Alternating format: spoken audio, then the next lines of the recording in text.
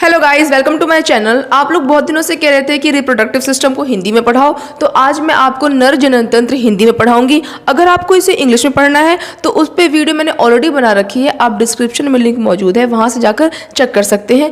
आइए स्टार्ट करते हैं नर जनन तंत्र के बारे में। सबसे पहले हम डायग्राम से स्टार्ट करेंगे, क्योंकि आपको पता ही है इसका डायग्राम कितना इंपॉर्टेंट है। ठीक है, चलो स्टार्ट करते हैं। ये रहा हमारा नर जनन तंत्र का डायग्राम। ठीक है, इधर देखो, सबसे मेन हिस्से से स्टार्ट करते हैं। जो आपको ये हिस्सा दिख रहा है इसे हम कहते हैं वृषण, और इसे इंग्लिश में टेस्टिस कहते हैं। और इसके बाहर की आपको एक कवरिंग दिख रही होगी, इसे हम कहते हैं वृषण कोश, जिसे इंग्लिश में स्क्रोटम कहते हैं। एक आपको एक नलिका दिख रही होगी, इसे हम कहते हैं शुक्रवाहिनी, जिसे इंग्लिश में वास डिफरेंसेस कहते हैं। आपको एक और नलिका दिख रही होगी इधर पे, ये वाला, इसे हम कहते हैं मूत्र नलिका, और इसे इंग्लिश में यूरेटर कहते हैं। फिर देखो, आपको ये दिख रहा होगा, ऐसा एक ब्लैक सा दिख रहा है ना, जो कि अगर आप एनसीईआरटी बुक में देखोगे तो ये ब्राउन कलर का होगा। इसे हम कहते हैं शुक्राशय, जिसे इंग्लिश में सेमिनल वेसल्स कहते हैं। ठीक है, अब देखो, जो ये हिस्सा दिख रहा है ना, इसे हम कहते हैं मूत्राशय, जिसे इंग्लिश में ब्लैडर कहते हैं। और जो आपको ये हिस्सा दिख रहा है, ये जो ब्लैक ब्लैक सा दिख रहा है ना, इसे हम कहते हैं प्रोस्टेट ग्रंथि, जिसे इंग्लिश में प्रोस्टेट ग्लैंड कहते हैं। जो आपको ये हिस्सा दिख रहा है ना, इसे हम कहते हैं शिश्न, जिसे इंग्लिश में पेनिस कहते हैं। और जो आपको ये वाली जो नलिका दिख रही है, इसे हम कहते हैं मूत्र मार्ग, जिसे इंग्लिश में हम यूरेथ्रा कहते हैं। अभी मैं आपको इंग्लिश में इसलिए बता रही हूँ क्योंकि आपको इंग्लिश भी जानना ज़रूरी है, क्योंकि नॉर्मल ज़िंदगी में आपसे इतनी शुद्ध हिंदी में तो कोई बात नहीं करता है ना, इसलिए इंग्लिश शब्द को जानना भी हमारे लिए बहुत ज़रूरी है। लेकिन पढ़ाएंगे, आज हम पढ़ेंगे सिर्फ हिंदी में। ठीक है, अब देखो, जो नर जनन तंत्र होता है वो बेसिकली दो मेन हिस्सों से मिलकर बनता है। दो मेन हिस्से कौन कौन से हैं? पहला हिस्सा वृषण, और दूसरा हिस्सा जो आपको ये शिश्न दिख रहा है, यानी कि पेनिस। जो वृषण होता है बच्चों, उसका काम क्या होता है कि वो जनन कोशिका का निर्माण करता है। जनन कोशिका मतलब जो सेक्स सेल्स होते हैं, यानी कि शुक्राणु। नर का जनन कोशिका क्या होता है? शुक्राणु। तो जो वृषण होता है वो शुक्राणु का निर्माण करता है। अभी शुक्राणु को कहाँ पहुँचना है? फीमेल की बॉडी के अंदर, यानी मादा के अंदर। तो अभी देखो, जो हमारा ये वृषण है, इसने क्या प्रोड्यूस किया, क्या निर्माण किया? इसने शुक्राणु का निर्माण किया। और जो ये शिश्न दिख रहा है आपको ना, ये क्या करता है? ये उस शुक्राणु को निषेचन के स्थान पर पहुंचाता है। निषेचन मतलब क्या होता है? फर्टिलाइजेशन। ठीक है, तो जो हमारा ये शिश्न होता है, ये शुक्राणु को निषेचन के स्थान तक पहुंचाता है। तो अब हम पढ़ लेते हैं लाइन बाय लाइन। देखो, इधर लिखा हुआ है जनन कोशिका उत्पादित करने वाले अंग। ठीक है, जनन कोशिका उत्पादित करने वाला अंग कौन सा है? हमारा वृषण। वृषण क्या है? जनन कोशिका उत्पादित करने वाला अंग, एवं जनन कोशिकाओं को निषेचन के स्थान पर पहुंचाने वाला अंग। ठीक है, जनन कोशिका जो हमारी है उसको निषेचन के स्थान पर पहुंचाने वाला अंग कौन सा है? शिश्न। इन्हीं दोनों चीज़ों से मिलकर हमारा क्या बनता है? नर जनन तंत्र बनता है। अब जितने भी पार्ट्स इसमें आपको दिख रहे हैं ना, इन सभी पार्ट्स को हम लाइन बाय लाइन पढ़ेंगे। सबसे पहले स्टार्ट करते हैं हम अपने वृषण यानी कि टेस्टिस से। ठीक है, इधर देखो, वृषण लिखा हुआ है। पुरुष में दो वृषण होते हैं जो कि उदर गुहा यानी कि एब्डोमिनल कैविटी के बाहर वृषण कोश में होते हैं। ठीक है, जो वृषण होता है वो पुरुषों में कितना होता है? दो होता है। और वो कहाँ होता है? जो उदर गुहा होता है ना, जो नीचे वाला हिस्सा होता है, एब्डोमिनल कैविटी, हमारे शरीर यानी कि मेल के शरीर के बाहर होता है। अच्छा, ऐसा क्यों होता है? जो टेस्टिस यानी कि जो वृषण है वो शरीर के अंदर क्यों नहीं होता है? क्योंकि होता क्या बच्चों की, जो वृषण है उसके अंदर क्या बनता है? सेक्स सेल्स, शुक्राणु बनते हैं। और शुक्राणु को बनने के लिए शरीर के तापमान से कम तापमान की आवश्यकता होती है। इसलिए जो वृषण होता है वो एब्डोमिनल कैविटी यानी उदर गुहा के बाहर, हमारे शरीर के बाहर होते हैं। ठीक है, अब देखो आगे पढ़ते हैं।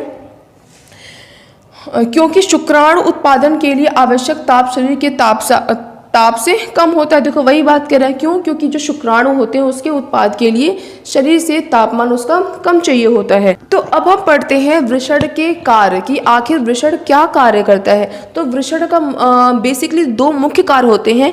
पहला कार्य होता है कि जो वृषण होता है वो शुक्राणु का निर्माण करता है, और जो दूसरा कार्य होता है वो ये होता है कि जो हमारा वृषण है वो टेस्टोस्टेरोन नाम के हार्मोन का निर्माण करता है। ये टेस्टोस्टेरोन हार्मोन क्या है? देखो जो टेस्टोस्टेरोन हार्मोन होता है ना, वो पुरुषों में सेक्सुअल ड्राइव यानी कि कामिक्षा बढ़ाने का उत्तरदायी होता है। और उसके साथ ही अगर हम कहें तो जो टेस्टोस्टेरोन होता है वो जो पुरुष होते हैं उनकी जो दाढ़ी आती है, जो मूंछ आती है, जो उनकी छाती चौड़ी होती है, जो मसल्स होते हैं, इन सब का उत्तरदायित्व तो किसका होता है? टेस्टोस्टेरोन हार्मोन्स का होता है। ठीक है, अब देखो हमने जो वृषण था वो पढ़ लिया, वृषण के कार्य पढ़ लिए, जो वृषण के बाहर आपको दिख रहा है वृषण कोश, इसको पढ़ लिया। अब इसके बाद जो शुक्राणु बन गया है वृषण में वो निषेचन होने के स्थान पे जाएगा ना, तो उसके लिए वो किसका सहारा लेगा? ये आपको दिख रहा है ना, शुक्रवाहिनी।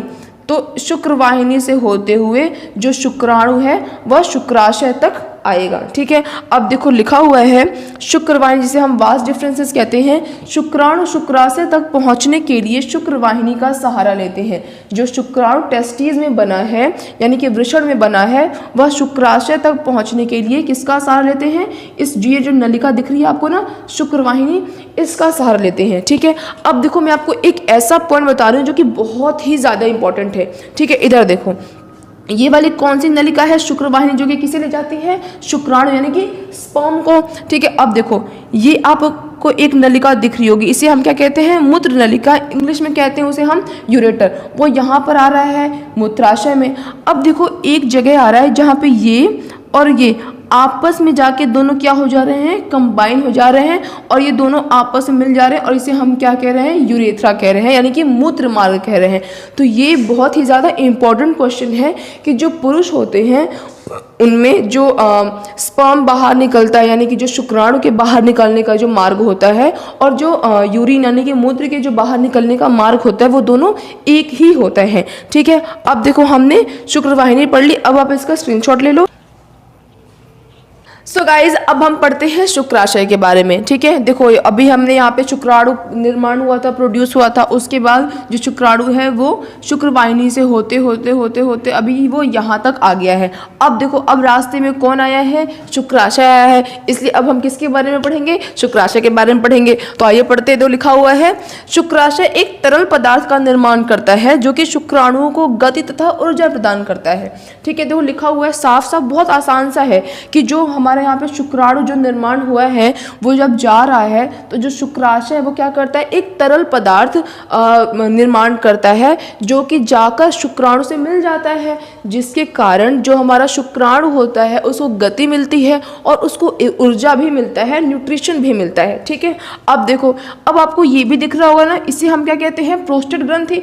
इसके बारे में भी पढ़ते हैं। देखो लिखा हुआ है यह एक अखरोट के आकार का, ये अलग है। ठीक है, ये वाला हिस्सा, यह एक अखरोट के आकार की ग्रंथि है जो तरल पदार्थ का निर्माण करती है। ये भी क्या है? एक अखरोट के आकार की एक ग्रंथि है जो क्या करती है? तरल पदार्थ का निर्माण करती है। आगे कह रहा है तथा शुक्राणु को गति प्रदान करता है, और क्योंकि ये क्या कर रहा है? तरल पदार्थ का निर्माण कर रहा है। तरल मतलब बहुत ही फ्लोई सा है ना, लिक्विड सा। तो वो जब जाकर शुक्राणु से मिलेगा, और जो शुक्राणु होगा पहले वो गाढ़ा होगा, अभी जब वो तरल फॉर्म में आएगा, लिक्विड फॉर्म में आएगा, तो उसको गति मिलेगी ना। तो ये दोनों मिलकर क्या करते हैं? कुछ तरल पदार्थ ऐड करते हैं शुक्राणु में, जिसके कारण से जो शुक्राणु होता है उसको गति मिलती है और उसको ऊर्जा भी मिलती है। ठीक है, अब देखो अब आता है मेन हिस्सा। पहला मेन हिस्सा पढ़ा था हमने किसके बारे में? वृषण के बारे में। और जो हमारा दूसरा मेन हिस्सा है वो क्या है? शिश्न, जिसे इंग्लिश में हम कहते हैं पेनिस, उसके बारे में पढ़ते हैं, और ये बहुत इंपॉर्टेंट भी है। ठीक है, तो चलिए स्टार्ट करते हैं। शिश्न, जिसे इंग्लिश में कहते हैं पेनिस। देखो क्या लिखा हुआ है, यह एक बेलन आकार अंग है जो कि वृषण कोश के बीच लटका रहता है। ठीक है, शिश्न की बात कर रहे हैं, यानी कि पेनिस की बात कर रहा है। कह रहा है यह एक बेलन आकार अंग होता है पुरुषों का जो कि वृषण कोश के बीच में लटका हुआ होता है। आगे कह रहा है कि सामान्य अवस्था में यह शिथिल तथा छोटा रहता है तथा मूत्र विसर्जन के कार्य आता है। कह रहा है सामान्य अवस्था में कैसा रहता है, शिथिल यानी कि रिलैक्स रहता है और छोटा रहता है आकार में। और ये किस कार्य में आता है, यूरिन जब जाते हैं, जो टॉयलेट जाते हैं तो उसके कार्य आता है। आगे कह रहा है यह नर जनन कोशिका शुक्राणु को मादा जननांग में पहुंचाने का कार्य करता है। गाइस हमने पहले ही पढ़ा था ना कि दो मेन अंगों से मिलकर क्या बनता है, नर जनन तंत्र बनता है।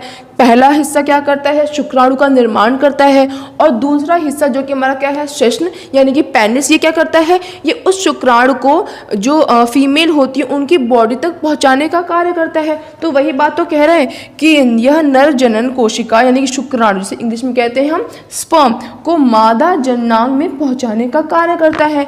आगे कह रहा है और तब यह उत्तेजित होता है जिसके कारण इसका आकार भी बढ़ जाता है।